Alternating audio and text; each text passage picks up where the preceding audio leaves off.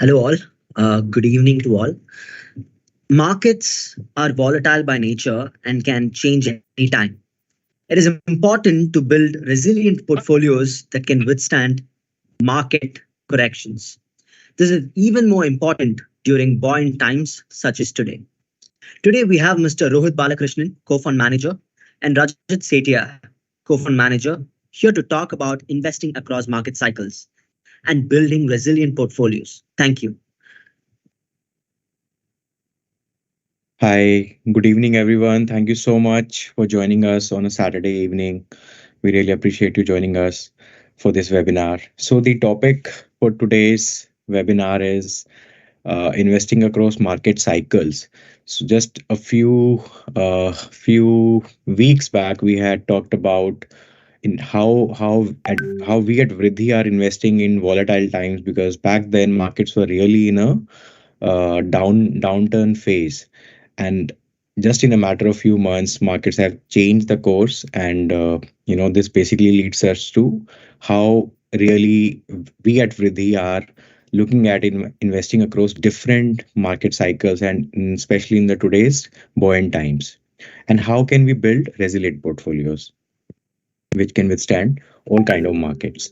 So let's quickly look at how fast time changes. These are some of the headlines from February 2023 or March 2023. So we are talking about this year itself. And one of them reads how underperformance of Indian equities is not a surprise. So, it's as if, it was given. And fast forward to just July 2023, one of the headline reads India is an oasis in the desert. So, just see how quickly the narrative is changing, how fast we come to different conclusions based on how the markets are doing. So, this is in the hindsight that we are looking and we are concluding something. So, these narratives, these headlines just keep on changing as per the market prices. And I think this is nothing but something which we should ideally ignore, because focus should not be where the markets are, and focus should not be what the headlines are saying. Focus should be on building resilient portfolios, something which can withstand the test of times. Now let's look at where are we in the cycle and what's happening and what kind of market temperature we are seeing right now. So over the last 10 years, BSC 500 constituents have seen decline in their earnings compared to the previous decade. And similarly, there is a decline in their return on equity as well. However, during the same time, valuations have gone up. So what we are saying is earnings have come down, but valuations have gone up. So clearly the temperature of the market is on the heated side. And if you look at the flows of FIIs in the last 5 6 months, as you can see in this chart, starting from March 2023, flows have been positive, and they in fact are on the rising trend. Especially if you look at May, June, and July, they were on the very high side compared to the previous 10 15 months.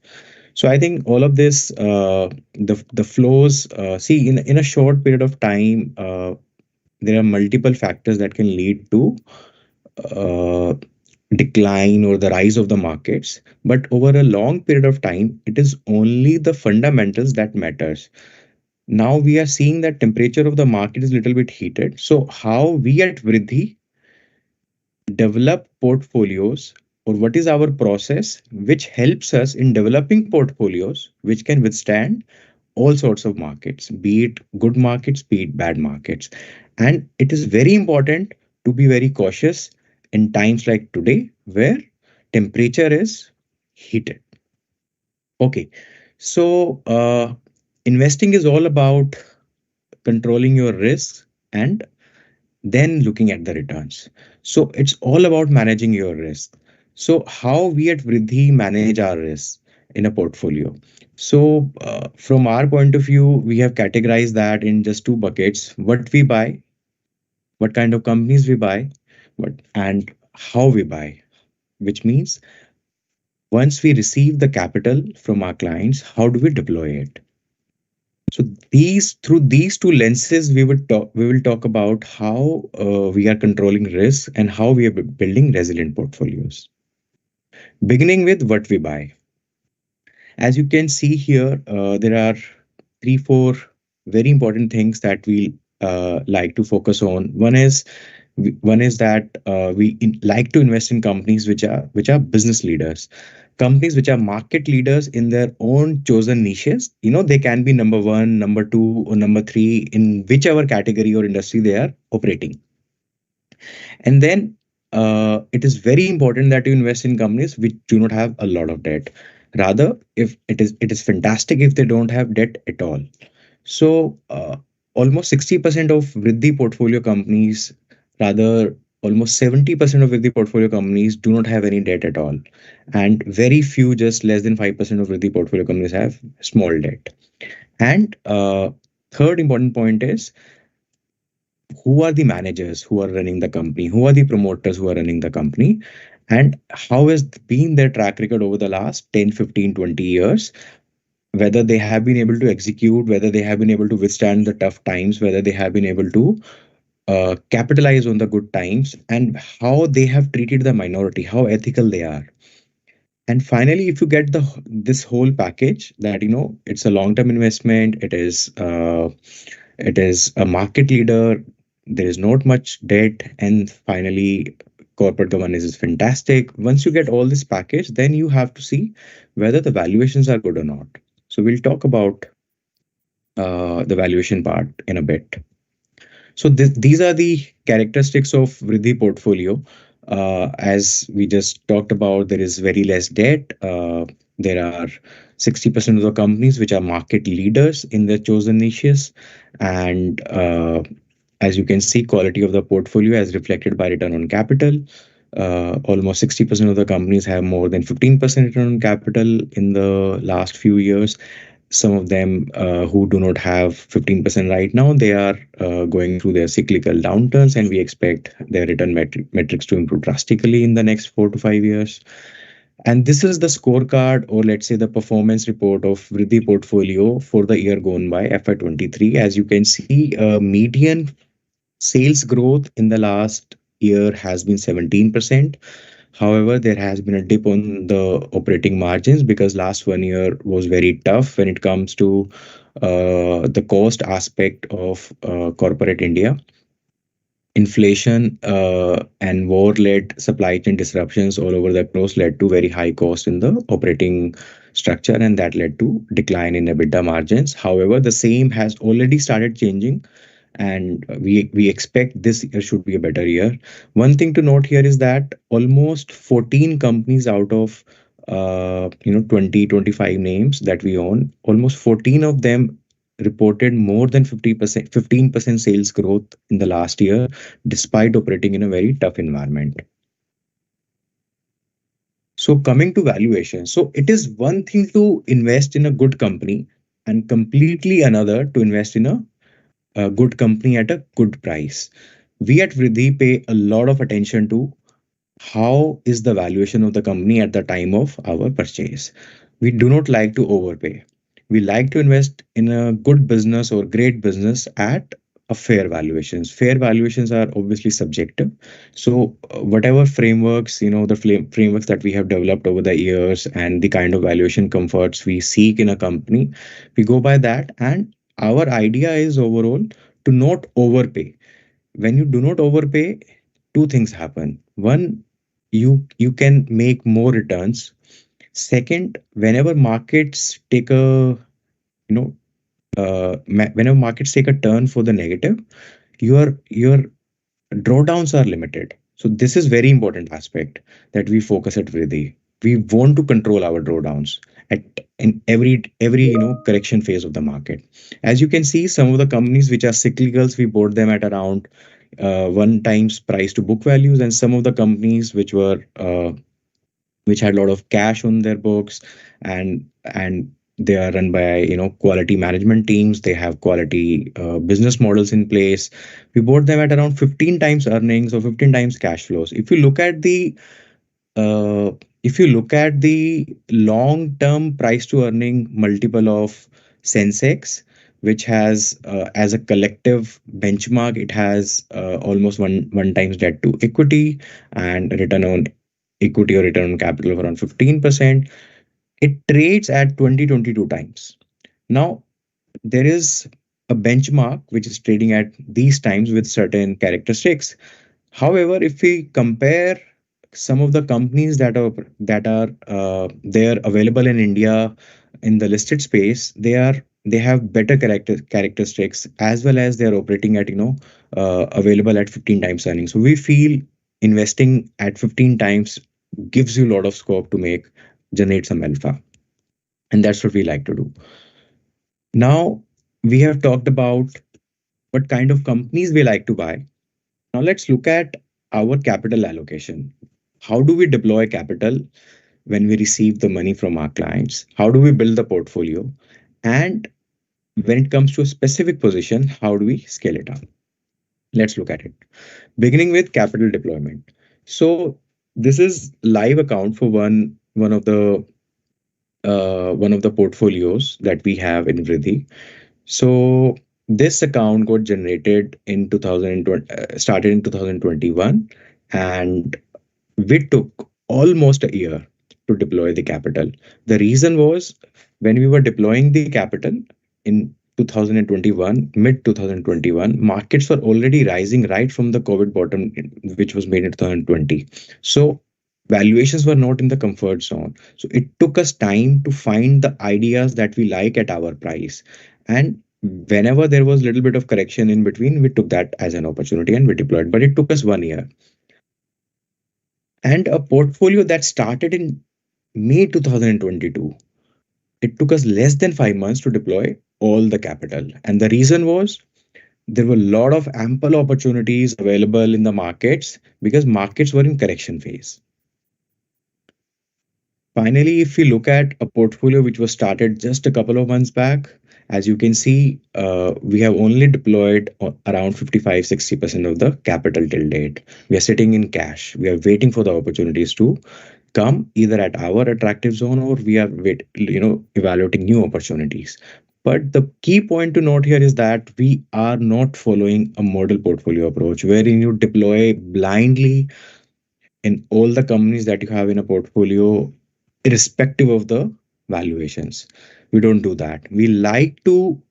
Our approach is to build bottoms up portfolio which takes care of the market conditions, and in a way we end up customizing portfolios for every client depending on the time they enter the PMS, and in a way it takes care of the conditions of the market, and we do pay a lot of attention to the valuations, like we talked about it, and that actually leads us to the kind of performance or the kind of drawdowns that we have seen, and how we have been able to protect. So let's look at it, how we did during the tough phase of the market, how this capital allocation that we are talking about really helped us in dealing with the down phase of the market when markets were correcting. If you look at this data for the year ending 31st March 2023, markets, this market here that we are talking about is Nifty Small Cap Index 100. It fell by 14% for the year ending 31st March 2023. During the same time, Vriddhi portfolios were up by around 8%. So we were not in any hurry to deploy. We were sitting in cash. So all of that really helped us. And the kind of companies that we own, cash rich companies, no stress on the balance sheet, all of that really helped us in terms of outperforming the market. And if you look at from peak to bottom, Nifty Small Cap Index corrected by 32% in the last 2 years. However, Vriddhi portfolios corrected by only around 17%. And if you look at from bottom to peak, markets went up by around 36%, and Vriddhi portfolios went up by around 60%. So these are the kind of outcomes that we are looking at, that whenever markets are going down, you are able to protect your capital. And whenever markets go up, you are very well positioned, because it's very difficult to, as we saw on the first couple of slides, that markets change very quickly. The narrative comes later on. Markets change very quickly. Nobody knows what's going to happen right from the start of the next week or the next month. We don't know that. So you have to be positioned in the market to be able to take the advantage of that opportunities that may present themselves. And how do you do it? You just start building a portfolio and you sit on cash if you don't get the comfort on the valuations, or you're not getting enough opportunities that you want to invest in.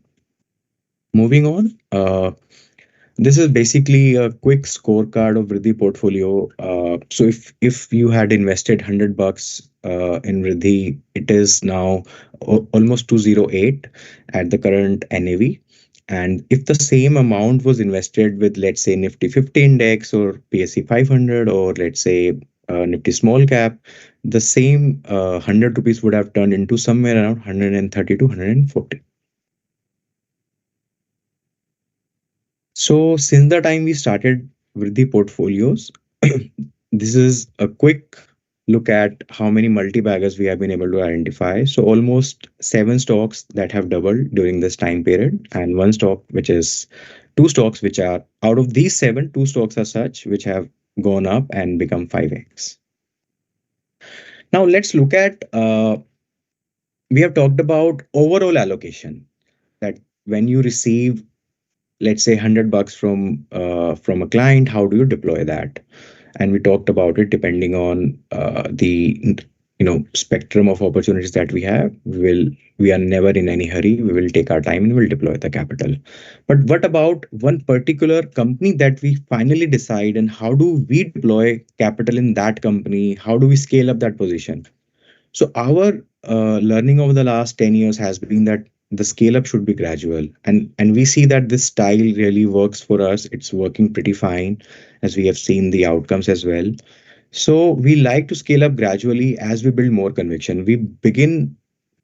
In most of the cases, we begin with very small allocations or moderate allocations, and then as new data comes, new information comes, you develop more conviction. As your research also expands and your comfort with the management team increases, you allocate your more money to the same position, and you increase the allocation. So how it really helps us is that some of the times, you end up making a mistake, and whenever those mistakes happen and you realize that you are not allocating a lot of capital to that idea. However, on the other hand, when you see your conviction is increasing in certain different ideas because of many factors, it could be management, it could be the business itself, it could be there could be some change in the industry structure or regulation which leads to the attractiveness of the company which was not present at the time of the investment, and you end up allocating more money.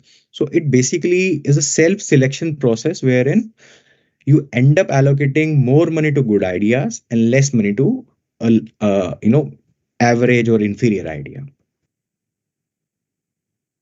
Another aspect by which you control risk is sticking to the basics. Well, all of us know that how we can stay healthy. All of us know how to reduce weight, but how many of us practice it on a daily basis? We know the answer. Same way, when it comes to investing, we know what works. But how many or how easy is it to practice that on a daily basis? It requires a patient, disciplined approach, which gets very monotonous. But this is what needs to be done. So it's very simple in terms of the concept, but it's very difficult. And the last point particularly, what are some of the things? So far, we have been talking about what we do, how we invest, all the things that we need to do, actionables. But there are some of the things that we should not do. Let's look at them. In the words of Charlie Munger, who is a legendary investor of our times, he says, all I want to know is where I'm going to die so that I will never go there. So what are some of the things that can kill us? Well, here they are. So we at Vriddhi have developed a process, a decision-making process, which really is protecting us from not taking such decisions. So we have a process in terms of evaluating and discussing the ideas that we want to invest in, and it goes through multiple filters, multiple checklists, and there is and whatever the blind spots could be, those majority of them end up coming out, and whatever the biases could be that you have while you want to invest in a company, they come out and you address them. And that's how you end up not doing some of the things that I mentioned here and beyond that. This slide basically talks about the kind of work that goes behind the curtains, uh, and the kind of companies we like to invest in. So we like to invest in under researched companies, companies which are not under the radar of big mutual funds or big sell side, you know, equity firms, wherein they cover the companies, meet the managements, report the and write the reports on them. We like to invest in companies which are not really covered by them.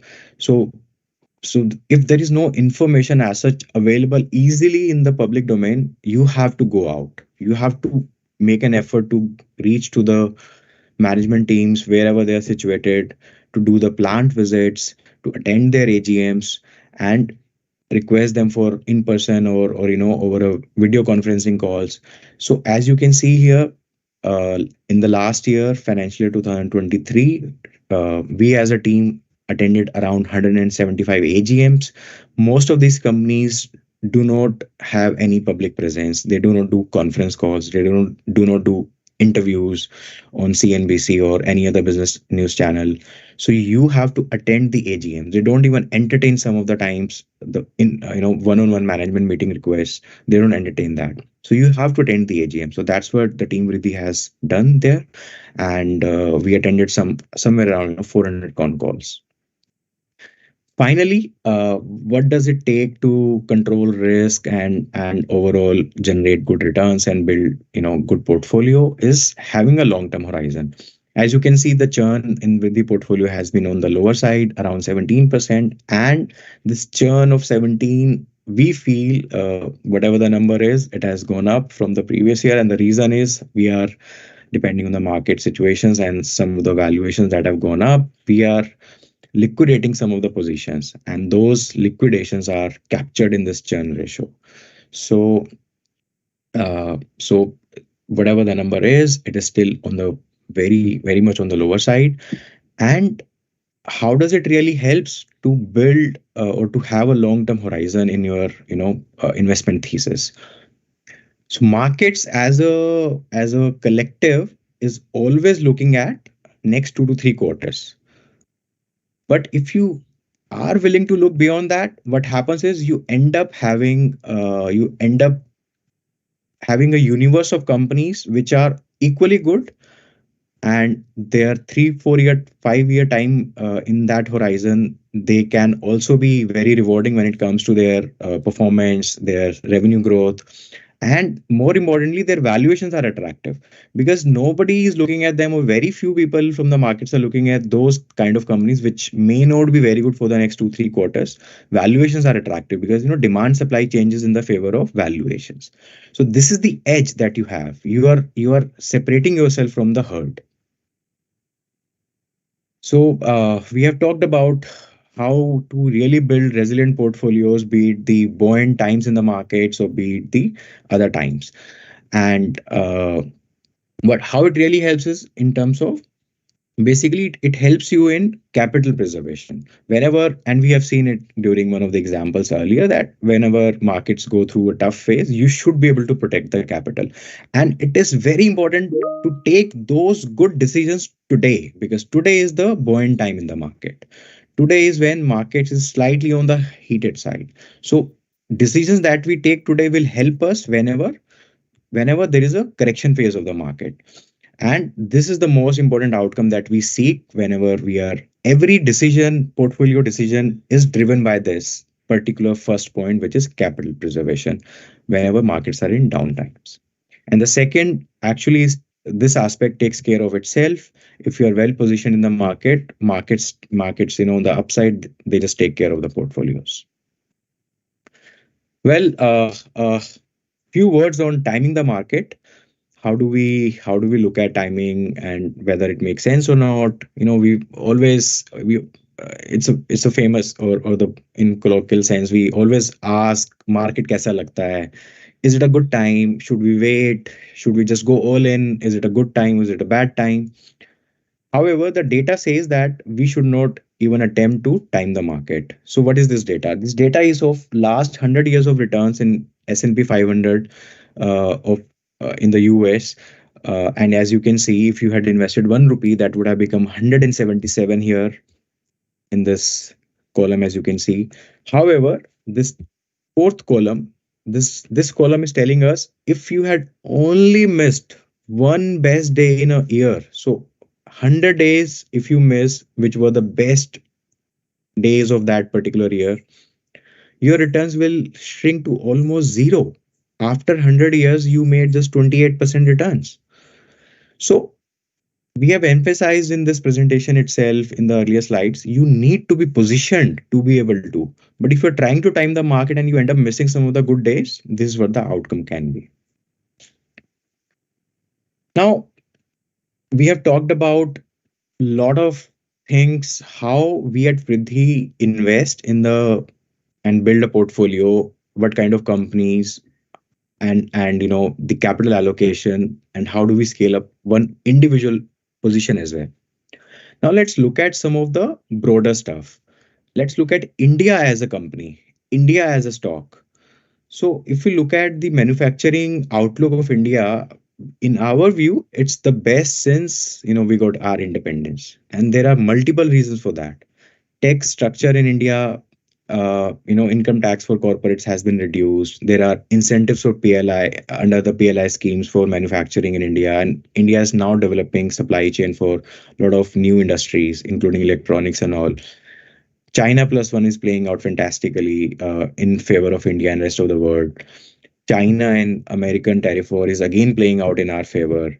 And the commentary from different management teams across different industries is again pointing towards the same thing. If you look at corporates' balance sheet, there is not much of debt, so they are willing to, they are in a position to invest more. Balance sheet of the banks are unlevered. So we believe after a 10-year long dry phase of capital expenditure not happening in India, we are finally at a juncture where if things again do not go for the bad, something like COVID or other things happen, we are, I think, very well positioned in our view. We are very well positioned that we should take off from here onwards. And if you look at the last 20-year analysis of BSE 500, it again leads to the same point that over the last decade itself, the sales slowdown, we looked at this data earlier as well, ROE shrank, and capital expenditure has come down. It is at the lowest point today. However, because there was not much of capex, we generated a lot of cash flows, and it ended up resulting in debt reduction, and balance sheets are very clean in corporate India right now. And if you see how the utilizations of the corporates are going up, this data is published by RBI, and you club it with the lower capex in the last few years, this leads to demand supply imbalance in favor of corporates, which will leads to pricing power, more profits, and ultimately more capex. So we feel that we are really well positioned here when it comes to corporate India. So finally, just to summarize everything, we have seen in this year itself, we have seen that markets move in cycles, and those cycles change very quickly. It is very difficult to identify the inflection point. So you need to be very well positioned. However, whenever markets are in a buoyant phase, you need to have a robust framework to navigate that part of the cycle.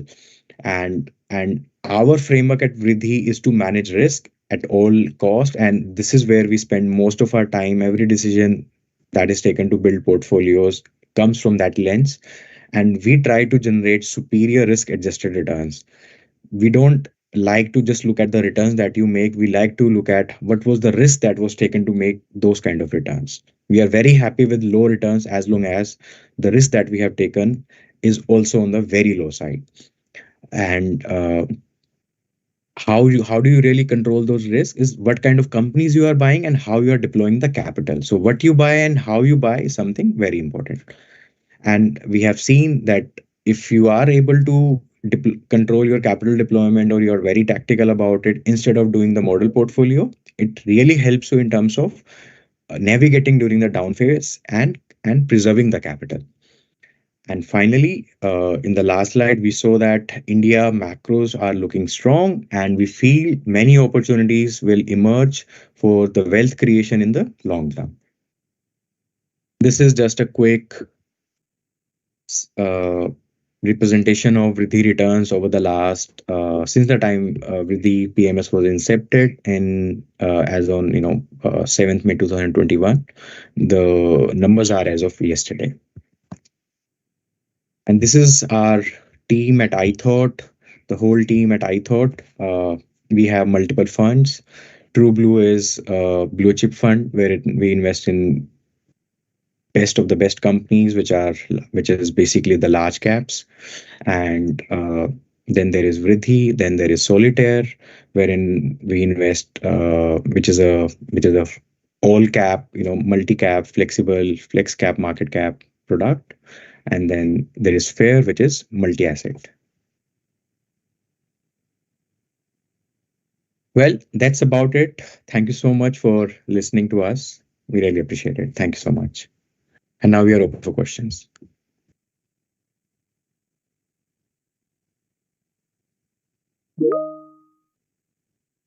So for any questions, you may type in the chat box, and we'll start addressing every question one by one. There are already a few questions. Should we start answering them one by one? Yes. So the first question, okay, will we share the slides after the presentation? So I think the recording of this meeting would be there, I think, and you can speak to an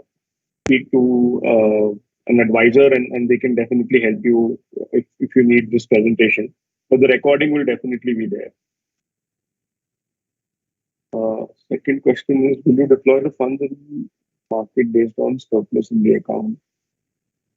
I'm not sure if I understood this question correctly. Rohit, you want to take a shot at it? So yes, we are sitting on surplus in some of the accounts which got opened in the last few months, because like we talked about, markets are in a certain phase right now where we are not very comfortable with the valuations. So money that we will deploy is not based on the surplus. Money that we will deploy is based on the companies that we are tracking and their valuations. If we get the valuation that we are comfortable with, we will deploy. And if there is no money, we go out to our clients and we inform them that we are investing in certain ideas which are new, and we need more funds. We will tell you. Next is, if the markets are heated, will you be looking to book profits on existing ideas and sit on cash until valuations are attractive? Simple answer is yes. And that's exactly what we have been doing. And that's exactly what has led to the churn number which it is today. Otherwise, our churn is very low, even lower than that. Yes, we selectively, so the long answer is we selectively look at wherever we feel market is valuing or discounting next many years into the company of the company's future in today's valuations, we start selling it. And we in terms of selling also, the way we gradually scale up our buying, any position that we initiate an idea into. Similarly, when it comes to selling, we don't rush into selling. We start selling with small allocation, and as valuations go on increasing, and if that is not substantiated by the underlying business performance, we continue selling. Next question is, will you buy same scripts or what is the strategy? So when it comes to building portfolio construction, we would like to buy same scripts, but it is practically impossible because timing of the client, somebody who joined 2 years back, somebody who's joining today, many ideas have run up since that time. It is not possible. However, over a period of time, some correction phases come in the markets, and you end up converging the portfolios as much as possible. Because whatever you like, and if it is in a correction phase, you buy for everybody wherever there is cash or where clients can add cash. So yes, endeavor is that. Rohit, you want to add something? No, nothing specific. I think over a period of time, as you said, the portfolios do converge. So there would be over a 3-year period, I think you expect that over 3-4 year period, you expect the market to also provide you opportunities to buy the stocks that you like. So hence, at that time, the convergence does happen. That's what you've seen like people who started in May 21. We bought a few stocks. We couldn't buy them for people who subsequently joined in, let's say, November, December. But then again, we got an opportunity to sort of align the portfolio together. That's how we quickly deployed somewhere in 2022, what Rajat spoke about. Another question is very interesting and very good. How quickly we admit the mistakes? Answer is as soon as we realize it. We don't know the time period. As soon as we realize as a team that it's a mistake and we shouldn't have done that, we will exit. And sometimes those mistakes are not your mistakes. Sometimes those things are new in terms of their development. Sometimes those are pure genuine mistakes that you do. You miss something, you incorrectly evaluated something. So both kind of things happen, something internal, something external. One example you have asked, so one quick example that comes to mind is one company wherein we invested because it was an asset light business and they were kind of market leaders growing their share. Fantastic ROC. I mean, you don't see such ROC in that kind of business. You see such ROCs in FMCG businesses. Name of the company is Aegis Logistics. However, one deal happened and we were not comfortable with that deal. The deal was basically they were doing a JV while transferring most of the company's profitable assets with the foreign partner called Vopak. And the business was now changing. It was not the same business that we once invested in, and it was changing. We questioned the management on the valuations, a lot of divergence in terms of what they were saying and what the JV partner was saying in their press release that, at what valuation the deal was done. So communication wise, we didn't really like the way the communication was done.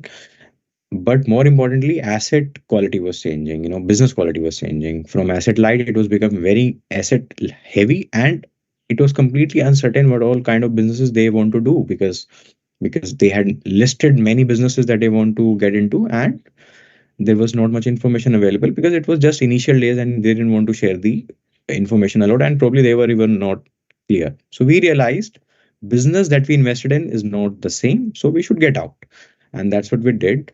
That's what we did. That's about it. I'll probably add one thing here. I mean, this was a specific case where the actions of the management was contrary to what we anticipated in terms of some specific corporate action. If you speak about like how much time you take, I mean, I'm just specifically answering that. Mostly the businesses that we buy, they are generally you would put them on the above average category where return on capital over a cycle is very decent, and management quality is also very decent. So you would come across sometimes that you anticipate a thing to happen for that business, but due to various issues, external environment or some issues in terms of business going through a temporary phase, you may have anticipated that temporary phase to have finished by the time, let's say, in 2 years, but it is still elongating.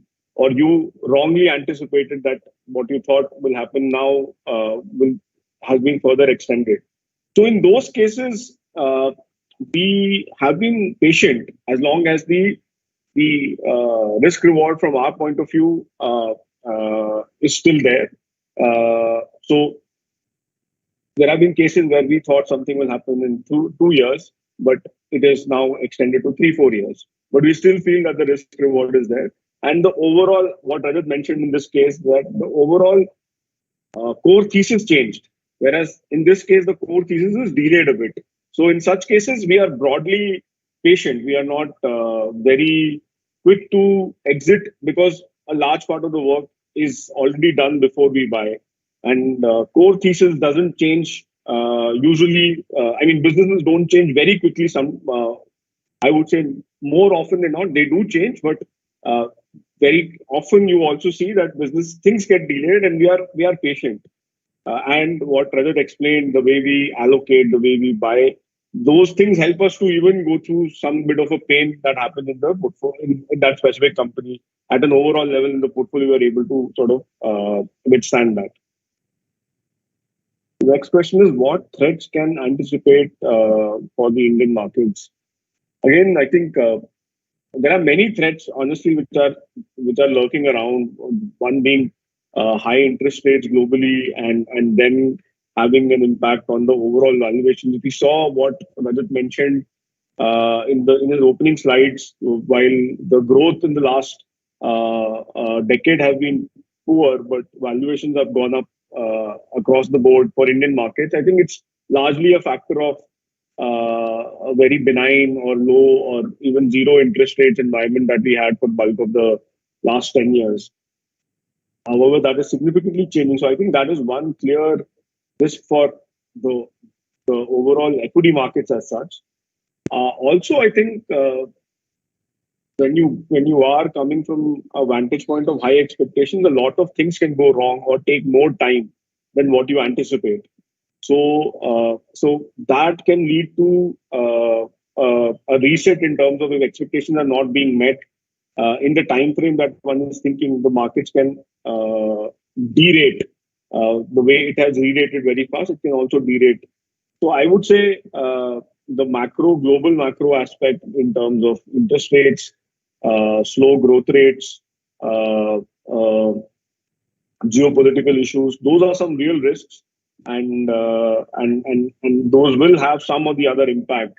Growth globally is slowing down. There are no two ways about it. So India is trying to gain market share in the global markets by increasing its share in various industries where the share is low right now, whether it is engineering goods, whether it is let's say chemicals or electronics, etc., etc. But ultimately, the end market is not growing very fast because a lot of these geographies are going through their own challenges, whether it be Europe or US. So we have to sort of put that into the context and also then look at what is the market expecting and what looks fair from our point of view. So that's where I think there could be some threats. Do you want to add anything? No, that's about it. I think pretty comprehensive. So the next question for a first-time PMS investor, which of this? I think it's a tough question to answer without knowing without knowing the context in terms of which product you should go about. What I will say is that the underlying framework across iThought is to be risk averse and be sort of manage that part of investing well. The rest then gets managed. It's the framework around investing is the same across all the four products. However, the areas that you fish is sort of different. So, for example, as Rajat mentioned, TrueBlue is only the top 50 companies in India. Sphere is across asset classes, so you'll have some commodities, some debt, etc. Vriddhi, in that sense, is only focused on small, mid, micro cap companies. So each category will have its own issues or pros and cons. I mean, a small cap tends to be very volatile. So if you are able to go through that volatility, then that becomes interesting. But if you are not looking, if you don't want to go through that volatility, then probably you can look at something like a large cap. So it's a very individual kind of a question. So I think you can speak to somebody in the team and they can understand your needs better, and then probably you can then decide. But broadly, what I will tell you is that the way we think about investing, that doesn't change. because we go with the same framework and same thought process. And that's how we go about. So there is no model portfolio approach in any of these products. The focus on trying to find genuinely good companies, genuinely good managements, very fortress-like balance sheets. That is across these products, as if you will. So those parts are broadly the same. Anything you want to add, Rajat? No, that's about it. So the next question: so current AUM and how would you deploy if we give you the fund in the next 7 days? So the current AUM is about 250 crores, and if we, as Rajat mentioned, we would be deploying anywhere between to begin with about 30% to start with, 30-35%, or around that number. As we gradually, with time, as we find more ideas, we'll be able to we'll deploy. We are in no hurry to deploy, as was exhibited by what Rajat talked about in the slides. We believe that as and when we get opportunities, we'll be deploying. Whether the market is going further up or if the market is going down, it doesn't matter. It's the kind of companies that we want to buy and at what risk reward we want to buy them. That is what matters. And we have a big enough watch list, and we continue to add names to those watch lists as we attend more AGMs, as we read more annual reports. So that gets on added to the overall kitty. And as and when we find the right opportunity, we'll buy. So we are in no hurry to deploy. And I would also take this time to sort of put that very importantly in the context of where we are today. There would be a chance that if I'm not deploying, if I'm only deploying 25-30% of the capital today, and the market continues to rise, and I'm not able to find the risk reward, the kind of risk reward that I want, then very obvious the outcome would be that the returns that the fund generates on that account or at that time would be lower than the market, and that would create an underperformance, right? So, but we are absolutely okay because we are not trying to optimize or solve for the next 3 months or 6 months or 1 year.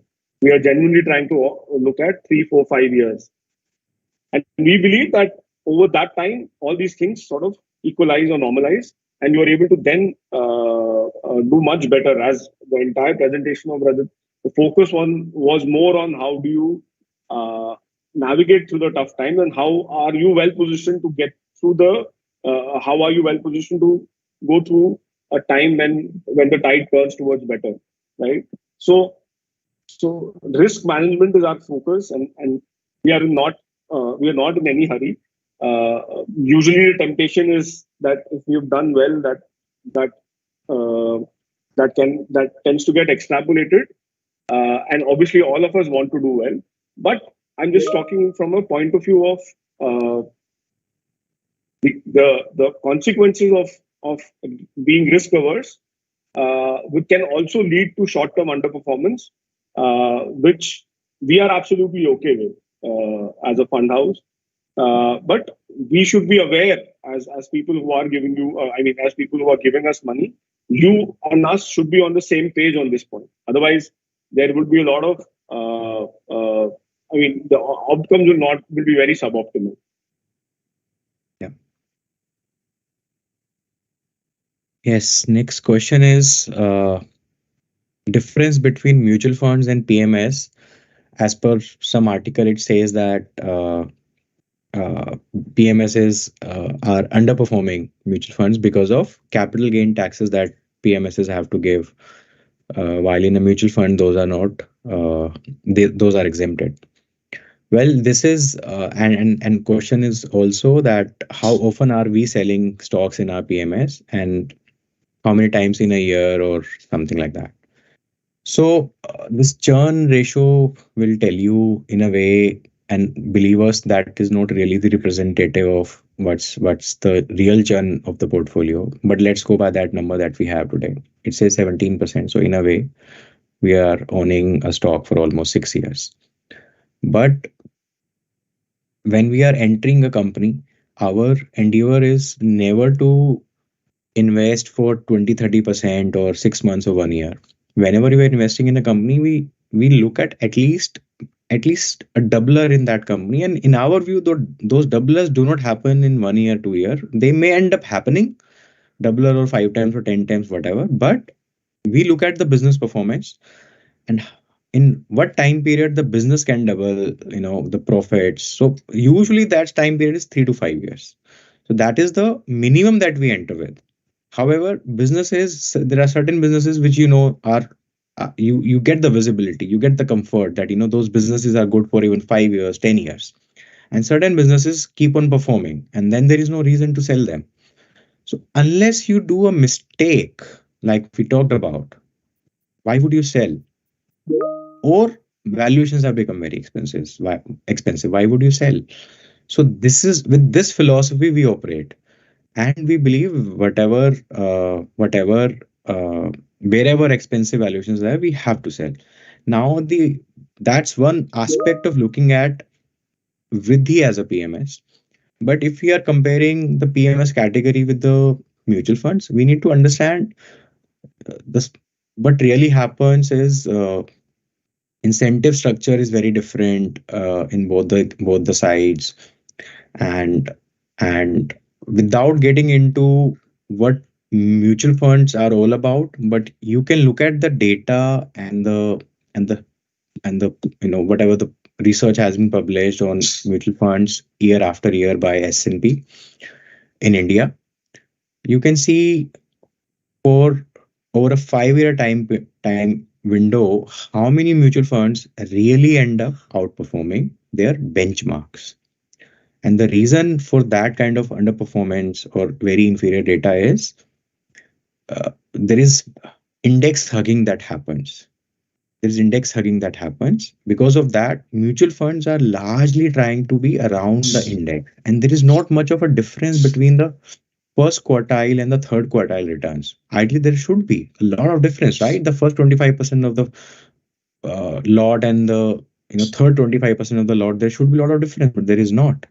And the reason is index hugging. And like I said, very few, more than 60-70% don't even outperform the index itself. And there are reasons why that doesn't happen. And largely it's the incentive structure that is there. Anything, Rohit, you want to add on this? No, not really. So the next question is small cap and micro cap company share prices. Okay. So yeah, I mean, in a sense, what we talked about. So we don't know what will happen, right? I mean, we are not anticipating anything that is going to happen in terms of correction, or hence we are thinking differently. Again, I think when we are saying that we are not deploying capital because we are not finding opportunity. It's like you go to a supermarket, you want to buy a few things. If you don't find the brand that you want or the kind of things that you want, you come back. So it's just that. It's very simple. So it's not that you think that this price, you think that this something new will come, hence you are not buying, etc. Nothing like that. So our strategy, when we are not able to find the things that we want to buy, we just wait. That's it. We continue to do the background work. We continue to do the behind the scene work of building a pipeline and wait patiently. And sometimes that patience is long. Sometimes it is very short in the sense that you get the opportunity. So we are so specific. What is our strategy? We are patient. We are not deploying the capital right now. All the capital right now, we are slowly deploying, and we continue to find opportunities that match our way of investing, which is very strong companies, very good balance sheets, and valuation that makes sense to us. I will just add a small point here. Patience is one of the most ignored virtues in investing. It's very valuable. Even we are trying to be better at it. Not that we have mastered it. We are trying to be better at it with every passing year, and we are seeing the benefits of it with every passing year. How we started 13 years back as investors and where we are today. We are evolving in our journey. We can see that. But patience is very under appreciated virtue. And how we are practicing patience can be seen through our ability to sit on cash. Some of the clients or potential clients, or even the fund managers, peers get surprised that you are sitting on so much cash. But what do you do? I mean, you won't go out and buy something that you are not comfortable with. Why would you do that? So you have to be patient. That's about it. Nothing else. So we need to be patient. We need to be disciplined. We need to do it day in, day out, every day. That's about it. So the next question is, why do we benchmark with S&P BSE 500 rather than small cap index? So I think there's been a change by SEBI. We've been mandated to use to either of the three indices, Nifty 50, BSE 500, and one more other index. So there is no small cap index which is mandated for us to be used as a PMS. So we picked the one which is most representative, which is BSE 500. So that's the reason. You would see almost everybody else in the market will use any of these 2 or 3 indices that are prescribed by SEBI. So that's the reason why we in our presentation, in our communication, we have to talk, when we talk about our benchmark, we have to talk about S&P 500. BSE 500. Yeah. Basically, we were doing small cap earlier, Yes. but now it's not our choice anymore. Change. Yeah.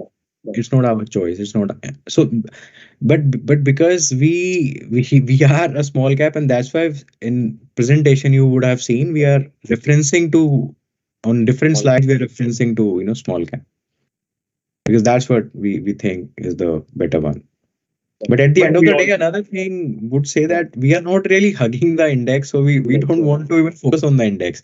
Index is probably good to see the direction of the index and how you are, with direction you are moving. If you're completely against it, while the index is making money and you are not making money, something got to be wrong, and that's where you get the sense, okay, something is really wrong with the fund.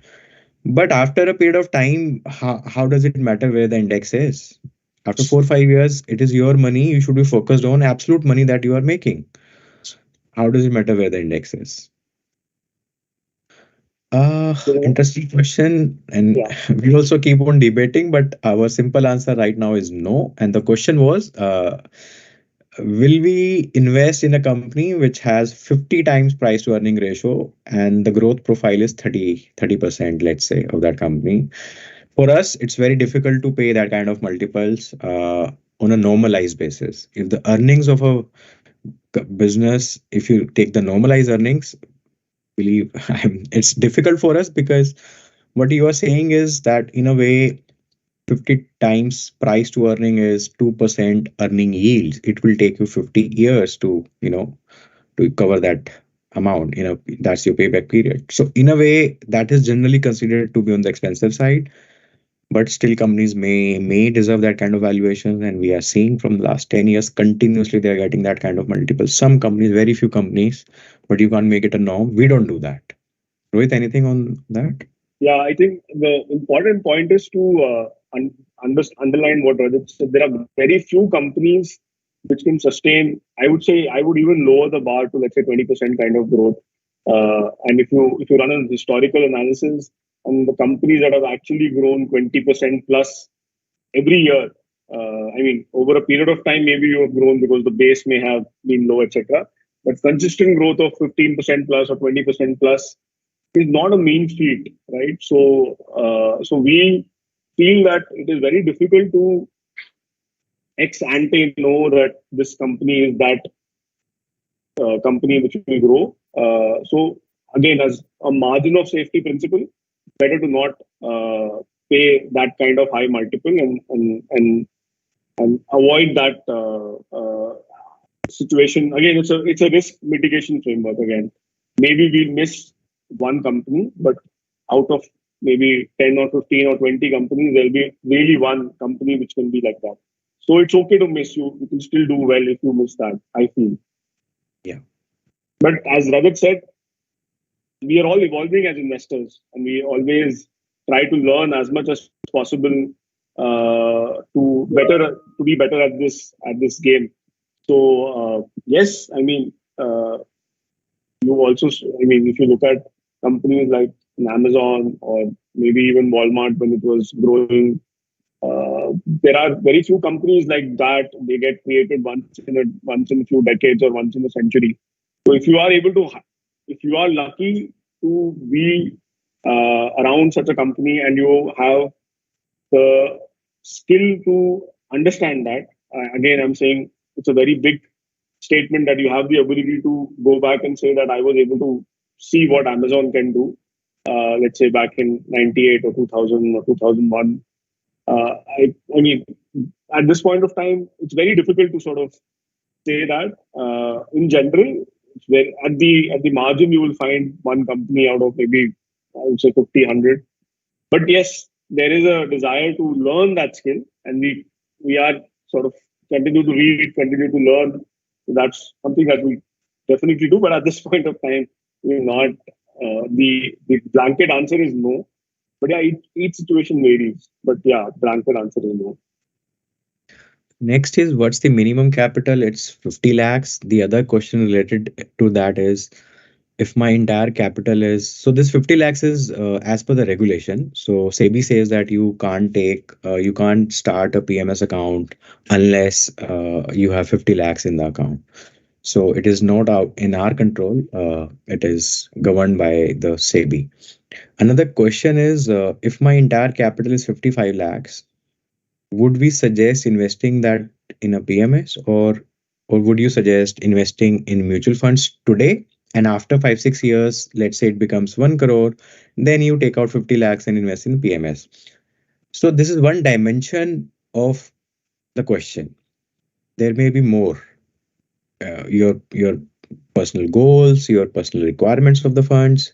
We would suggest you get in touch with one of our team members, and they will do a detailed discussion with you, understand more about you and your risk profile and your requirements from the money that you have or the goals that you want to achieve. And keeping those in mind, I think they would be best suited to advise you whether to go with PMS or mutual funds, or with type of mutual fund or with type of PMS, right?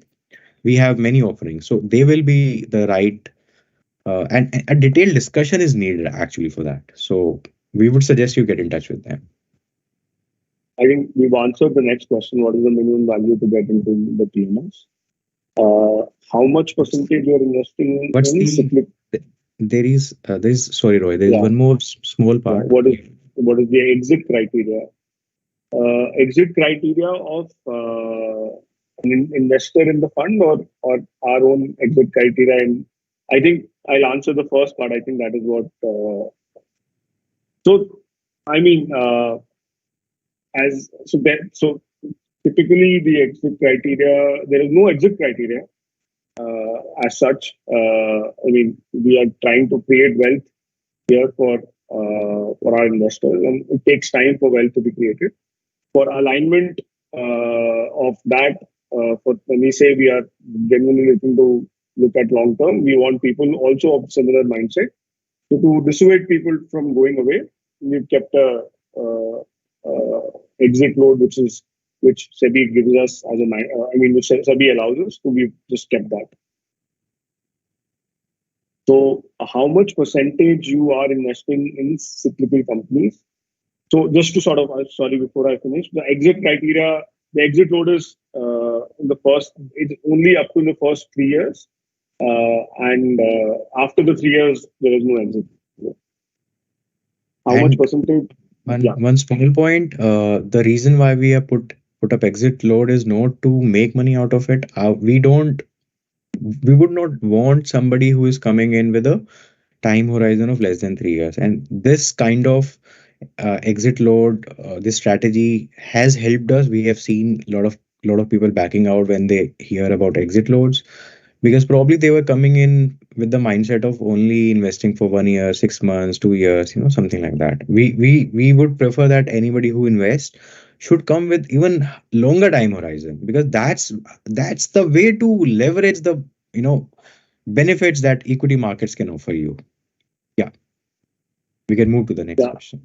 Yeah, so I think again, how can someone decide between various PMS options? How should one make a decision? So maybe again, it's worth sort to have a discussion with the advisor. Maybe somebody from the team can note your name and maybe get in touch with you. I'll just say that what is important when you are making a decision to choose a PMS, I would say, see, it's a very individualistic choice. There are multiple ways to invest. You are giving your own money to someone who's investing in on your behalf, and that person is investing based on the style that person resonates with. So it is very important that you, as an individual who's handing out this fiduciary responsibility to somebody, also is on the same page with that person. And I would not give too much credence to the returns, etc., because those can change, and those are not something that is just the outcome. While that is important, and everybody should, that's the most easiest way to sort of look at, because that's something measurable. But I think what is more important is to ask more detailed questions around how they manage risks, how they go about investing, the process, and does that match with my own way of looking at my investing, or what my goals in life are. So I think those two should marry, and then over a period of time, if you are able to build trust, because it's a very important part of the entire relationship, because if you get impatient in between, or if you are unable to sort of only look at the returns, and then based on that are sort of deciding that it's not working out, etc., then and you are pulling out at the wrong time, then it will be very suboptimal. So I would say spend a lot of time asking a lot of questions, playing out scenarios in your head, playing out scenarios to advisors or the fund manager, whichever fund you are looking at. It's not just us, but whatever you are looking at. Even I would say mutual fund also. I think it's the same thing largely. I would say mutual fund. Maybe you're not able to understand a lot of these things because the way the setup is.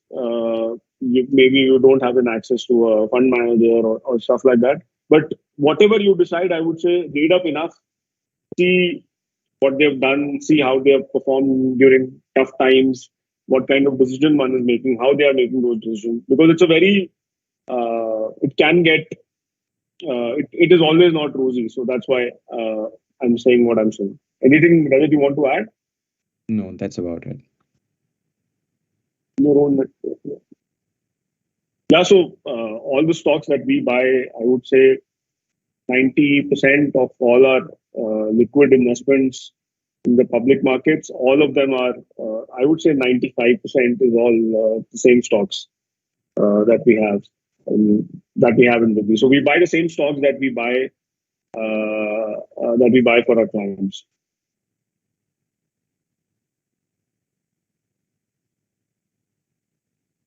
So would you be able to deliver the same kind of return in the long term as of now?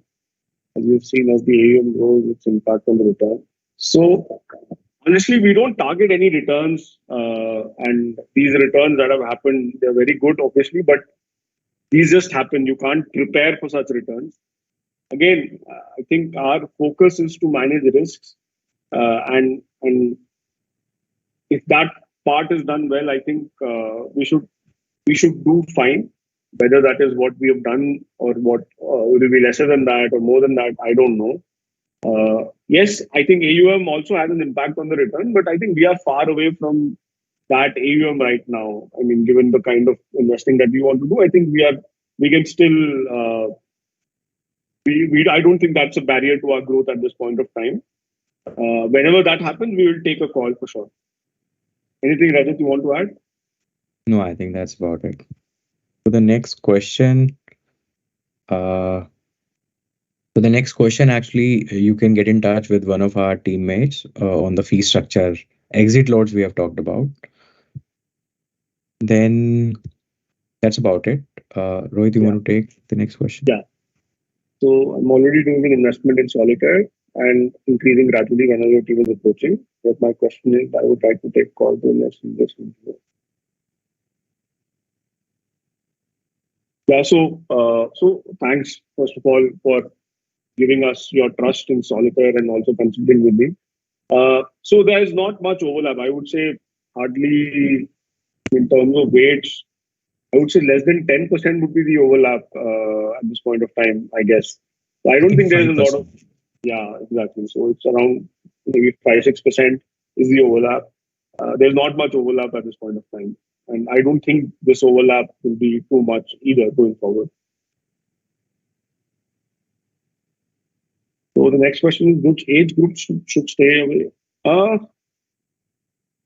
Actually, it's not more of an age question. It's more of the money that you or the what you want to do with that money. When do you need that money?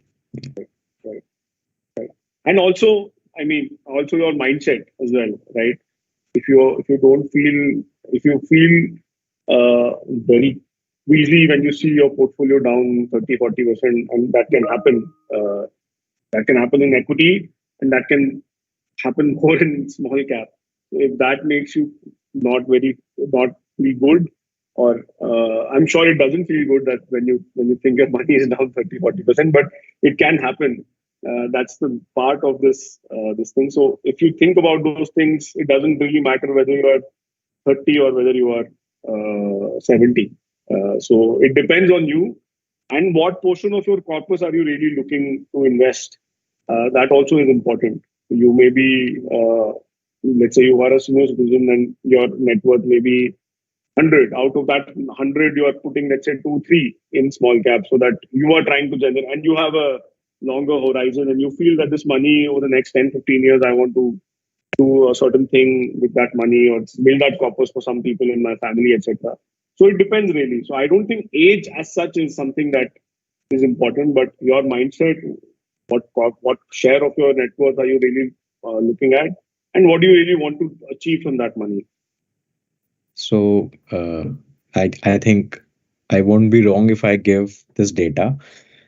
But Rohit, if you feel differently, correct me.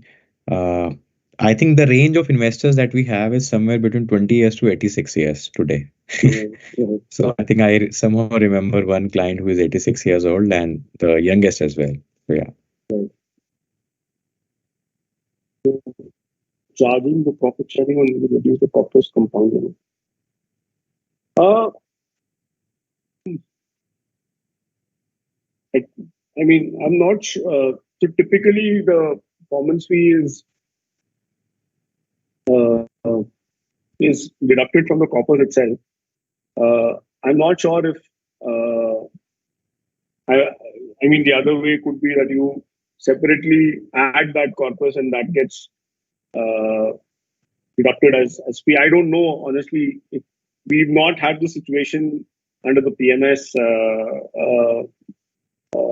Maybe we can get back on this question specifically. I don't know whether you have any answers on this. So another view could be, instead of 1 year, see this at some point in time you will have to. So there are two ways. One is that you deduct it from the PMS corpus, which this aspect Rohit was answering. That you deduct it here, or you deduct from outside in a way that you say, I don't want to pay the fees and all of that from my PMS. I would pay you separately. But that separately paying is, basically leads to a lot of unnecessarily accounting challenges. You just let it deduct from there.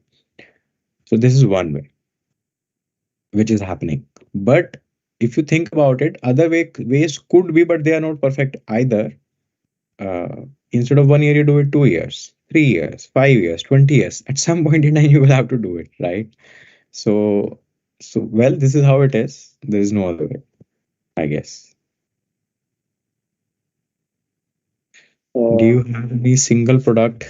Any single product can handle and find growth opportunities and move the funds between equity, FD, commodities, gold?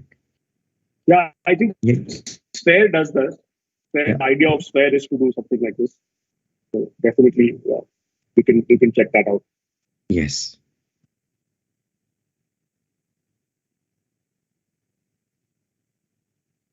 How the PMS investments are different from mutual funds? One basic is the minimum amount that you need. In mutual funds, you don't have to uh, pay 50 lakhs to begin with. I think that's one major difference. Other than that, if you want to do index investing, that can be done only through mutual funds. Anything else, Rohit? Yeah, you could buy, I mean, even in PMS, like in Sphere, we can buy ETFs also. So that also you can do through PMS. But no, I think the main difference is a PMS, there is a minimum 50 lakhs. Otherwise, mutual fund you can start with as little as 500 also, I think. Yeah, I think and then the overall difference in investing will come from the way somebody is investing, the way the framework of the fund manager, the framework of the fund house. Those are different, and that difference will be there from one PMS to the other, one AIF to the other. So that is all common across any investing. It will be common even between two individuals. So that same difference will be there.